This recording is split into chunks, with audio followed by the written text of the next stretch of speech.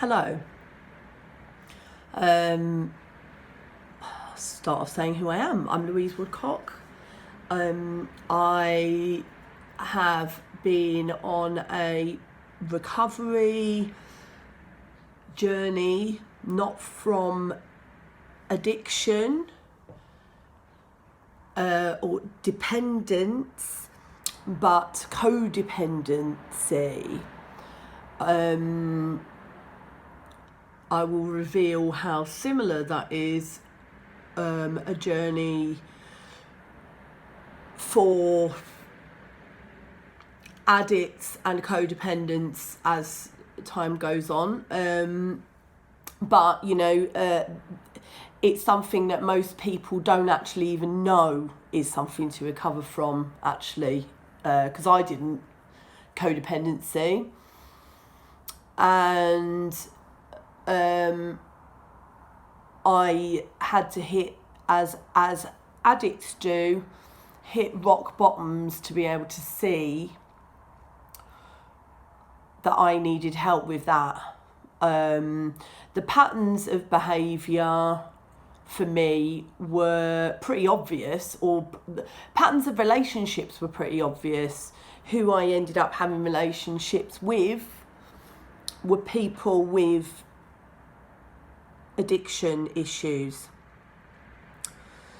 So I'm talking about this. There is something I specifically wanted to talk about in relation to my journey today. But yeah, I mean, this is all good to sort of highlight this reason for thinking about recovery and not being an addict. And I think anyone who even knows a tiny bit about what codependency is, and again, it's a label, but if it's a label that makes sense to you and is going to help you to understand yourself, or that maybe you need help with something, most importantly, if you're struggling in your life, which everyone is and does, whatever your situation, no shame in that at all. This might help to just highlight the fact that maybe you need some support, because we can't do it on our own. Like, life is too difficult, it's too complicated, these issues are far too deep and complex, and all consuming, like an addiction, which is why we know that addicts go into rehab and recovery and they need a lot of help. But the person who might be related or friends of or partners of the person who's going through that might also need that help. And a lot of people don't know that. So I hope that what I'm going to be sharing is the fact that you do need that. No one needs anything. You can carry on through life and just plod on, and, hopefully not the same patterns keep reoccurring that are really, really difficult and challenging for you, and that you can have a fulfilled life. But to be honest with you, what's the point in struggling on your own? I thought it was a total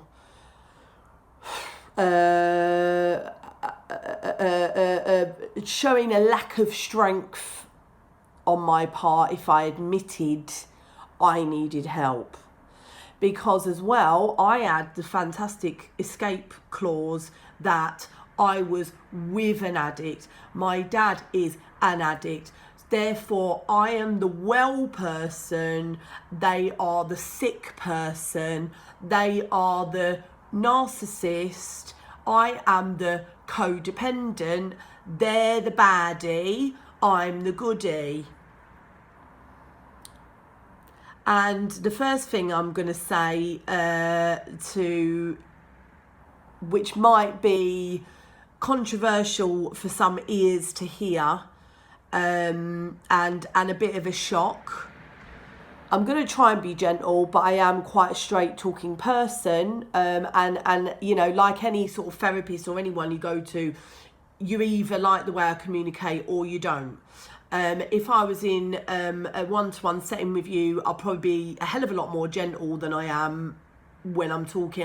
I'm trying to be gentle, but sometimes it's like the truth's gonna hurt. Yeah, if you haven't heard this before, the truth's gonna hurt.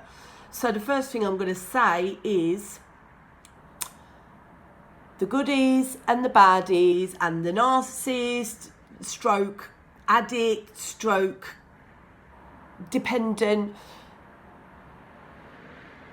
as opposed to the codependent, dependent, the good guy that we like to think that we are. Those labels are only useful for realising there is something wrong or something that needs attention. I'm not saying that there is no such thing as narcissism or codependency. Like I say, it all helps.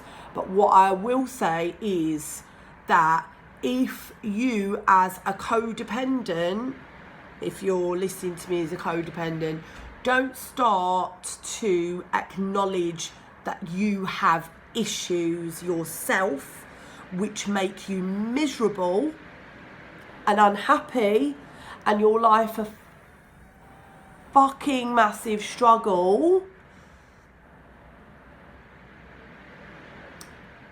Not going to get anywhere. I'm just looking at these tapes. Sorry, this isn't me trying to look like I'm cool. Yeah, I haven't even got a fucking tape player.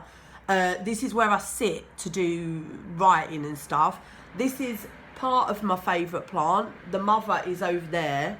Let's show you how massive she is. And I've got a nice cheerful message there as well on a mirror. You know, I love. That plant's very special to me, so I'm giving you a taste for it. The tape thing, it just sits there. I don't even bloody listen to tape. Nothing against them, but it's a bit over the top. Anyway, this is where I sit, near my balcony. It's in Hume, it's in central Manchester. I'm on the 9th floor, if you bothered about that. A bit of context there, you know.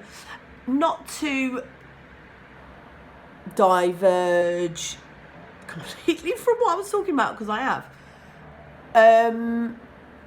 So let's. Maybe I'm lightening the mood because that part of the process is pretty heavy going stuff when you first encounter it, and if that resonates with you, if it's talking to you, if you're like, do you know what? Yeah. I'm struggling. Like, this is not a failure to struggle, right? It's not a failure. It's a strength when you realise that you need some support. A lot of the support I get is off YouTube, yeah? Which is why I'm doing my own YouTube to try and give someone other support if you're trying to find out about stuff, right? So actually this video's been 8 minutes and something, so this is the first video. This is all about why to get help with codependency, what codependency is. Okay, so maybe I'll talk a bit about that. Codependency, let's look at the label. It's when you are in situations that are not good for you, and you are attracted to things that are partly good. Nothing's all bad, and there's bad and good is only, again, is all labels. So, you know, you have a tendency to ignore the shit stuff in a relationship, in a friendship. And you lack the ability, usually at the beginning, to be able to go, oh, I don't really like that, not sure I want to get involved, or I don't really like that. I'm going to voice my opinion in a very compassionate and honest way about my feelings in a certain situation. People with codependency find that difficult a lot of the time because they've been brought up in environments that are not conducive to your feelings being listened to, You've been very used to feeling that you've got to put up with a lot of crap and grin and bear it. And also you're attracted to, what you don't like the idea of, is people and things that are quite high drama, chaotic, and you don't look at it like that. You just think, oh, that's exciting. Oh, they're a nice person. You're attracted to nice quite a lot. Or, you know, you don't realise you're actually attracted to the fucking dark side. I think a lot of codependents like that. The fun, the charismatic, the creative, because, you know, people with addictions are generally going to be more creative, because because I'm not going to disassociate again, like I'm saying, we have very similar personalities. Me, the codependent, and the addict, very sick. You've got loads in common, haven't you? Loads in common with the addict, the narcissist. You've got loads in common. It's time to look at some other things you've got in common, maybe that you don't want to look at, right? And healing, part of healing, there's loads of lovely, nurturing, really light, fluffy, beautiful, you know, feeling like you're in a cloud of love and everything's love, because everything is love in the end, and you're right to have that amount of love for people. There's nothing wrong with that. You're codependent, you're a very loving person, very caring person. That's a beautiful thing. Not discrediting any of that, because it is beautiful, you know, and you're a fucking asset to the consciousness. You're very forgiving. You want to get towards enlightenment. You want to learn. You want to grow. You want to help people. You want to help the world. Codependents are usually like that, and that is beautiful. So not for 1 minute I'm sitting here going, oh, codependence, you're full of shit, because I'm one. You're not. You're fucking amazing, brilliant, beautiful. I would like to help you to be able to shine more fully in the world and get more out of your life and learn about what you're being taught by your relationships, because relationship is how we learn everything. Yeah, everything is about alchemy, is about, yeah, as we know, as a lay person, or, you know, people who are not into the soul journey yet, or anything like that, turning lead into gold. And what a lot of people don't know is that alchemy actually is a spiritual practice. All that science is they're taking the spiritual part away from science. Whereas alchemists, they start with a soul journey and they're talking about turning the soul lead to gold, yeah? And the way, when you see the sign, like for the medical logo that we see, is the two snakes like that, yeah?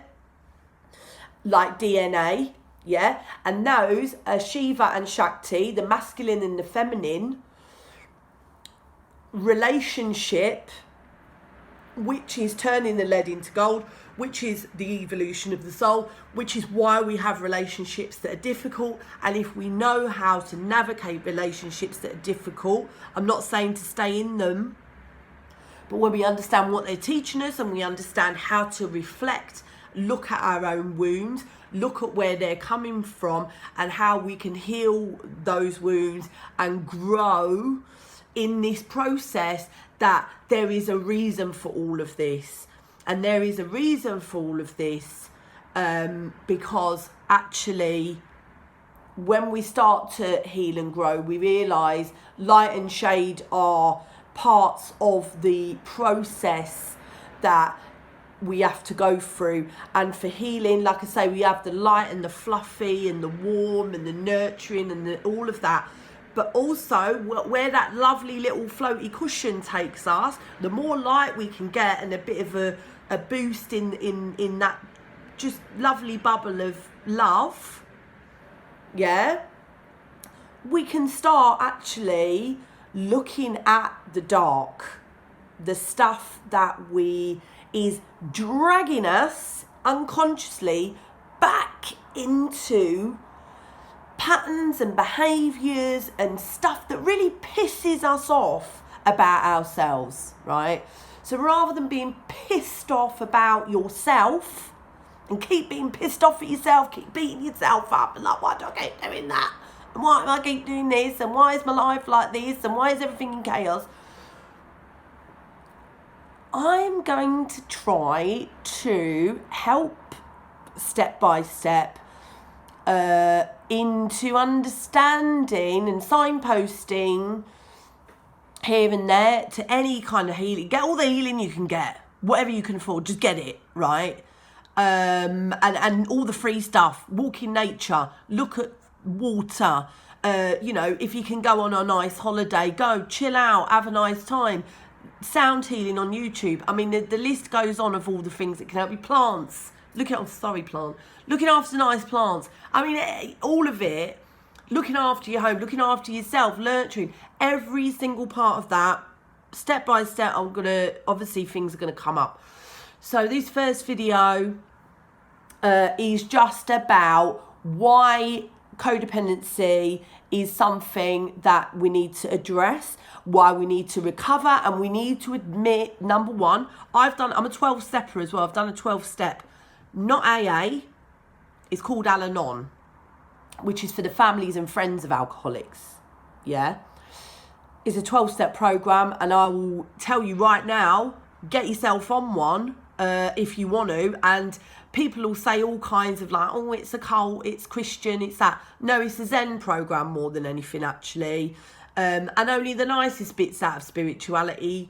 And it's actually extremely practical, and it's free therapy. If you can't afford a therapist, I'll go and do the steps. The steps are amazing. They work for any kind of addiction, any kind of anything that is like an alcoholism, fucking gambling, workaholism, fucking any addiction, any crutch that you've got, and you're like, I need that because otherwise my life's gonna fall apart. Anything that's doing that, yeah, 12-step will help you out, all right? That whether that's a bloke who's driving you fucking mental, but you can't get away from him because you're addicted to all of that shit and you don't realise you're addicted to it, okay? But why can't you get out of this thing? I've done it the hard way. I've been in some extreme situations, and I tell you what I've learned, yeah? I'm going to say one more thing. This is going to be a 20-minute video, yeah? Say one thing is the narcissist, yeah? If you learn how to heal in relation to this person, right?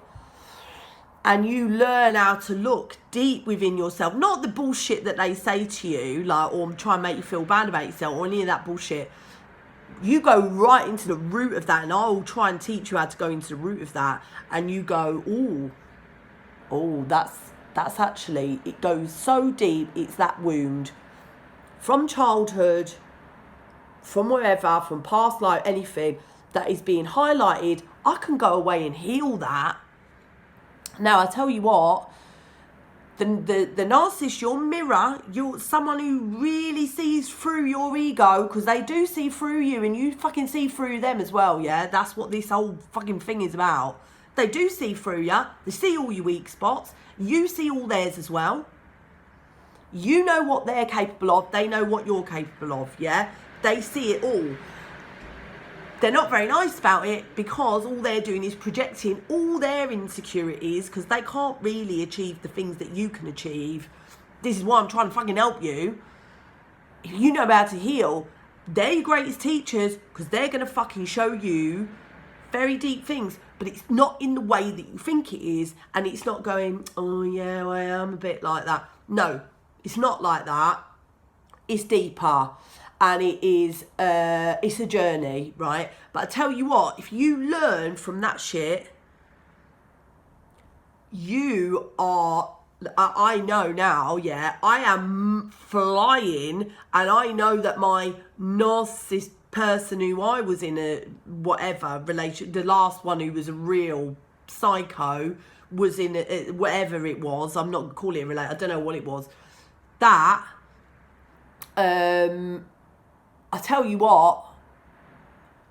what that journey has done for me, because I've known how to heal out of it, and I've released all attachment pretty much. I don't really have attachment issues anymore, and if I do, it's like that, where it used to be like fucking that, mountains.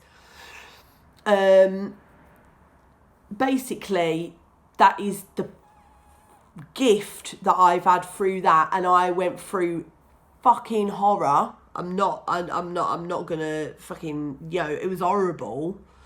But I learned how to understand where those wounds were, what was flaring up in me, and how to heal them. And thank God I didn't quite get with this person, and I lived in a different city, and that person moved very far away now, thank God, and I have no attachment to them anymore. But they were a mirror. This has got something to do with the twin flame journey as well, if you want to label the twin flame journey. And it's got something to do with just everything, actually. Relationship, alchemy. It's to do with the soul's purpose. But what I'll say is, me now, I am now at getting towards my peak. I'm at my peak. I've never been this peak in my life. And if it weren't for that journey, I wouldn't be anywhere near this peak. And my peak is getting higher, right? So now I'm peak compared to anything that I've had in the past in my whole life.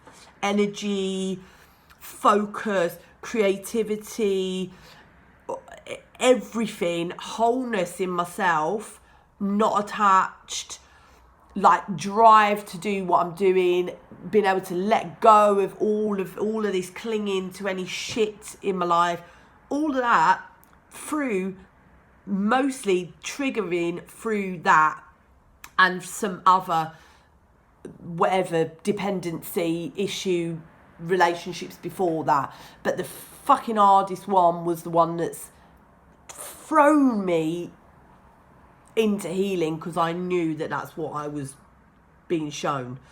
Not easy, but fucking best thing that's ever happened to me, I have to say. But not for the faint-hearted. I'm not even saying that anyway. That's going to be part of what I'm talking about, is the so-called twin flame. This person, I'd say, was a shadow twin. There's loads of twins. Twins is kind of infinite in a way, because we're all one soul. So I'm not talking about this one person. Although there's always one person who's going to trigger that alchemy in you, of your soul evolution, your healing. There's always going to be one, the first person. Then, if you had, like me, had to have a very, very, very, very, very dark one to start with, then I'm looking at this clock. Every time I say something significant, it's on an 11 or a 23. Weird. Anyway, so you start with one, but then you shed, especially if you need a fucking dark one like I did, you shed that. You move on, you move through it, you do all the internal work. Do not move in with that fucker. Stay at a distance, but if you can both, and I know that it really helped him as well. He was a different person every time I saw him. Released so much, healed so much, went through hell, probably much worse than the hell I went through. Way worse than the hell I went through, what he went through. Because I was strong enough all the time to walk away. And he was in fucking bits, I know, but he wouldn't admit it. I know. I see the fucking state of him sometimes, and I was never as fucking in bits like that. So this is where we talk about where the narcissist and the codependent. The narcissist is about 100 times more codependent than the codependent usually, in my experience. And the codependent can be a fucking massive narcissist, as you might be able to tell from this video being 25 minutes long. So let's not fucking, our shit stinks, yeah? Let's face it. Let's face the shit. Face the music. The sooner we do that, the sooner we can fucking evolve and fucking grow our teeth, get our fucking strength, assert ourselves, also show compassion, not have the fear. Yeah, because when you're with that fucking psycho, you think this person could fucking kill me. And you're right, because when you find your twin, your shadow twin, that's when all the wounds flare up. So yeah, they're fucking dangerous. But they're not dangerous once you tune yourself out of fear and find love. They cannot touch you. Cannot touch you. Yeah, because everything is about your perception. You believe you can be harmed. You can be harmed. You believe you can't be fucking harmed, and you could do 100 times worse to that fucking cunt than he could do to you.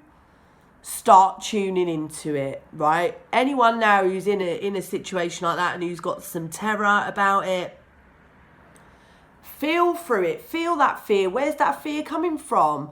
That child who was never listened to, that child who suffered loss, who's lost a parent, who feels abandoned. Listen to that child. Get your inner child. Give her a fucking massive hug, mostly women, and be like, right, I am here for you now. No one can hurt you. No one can touch you.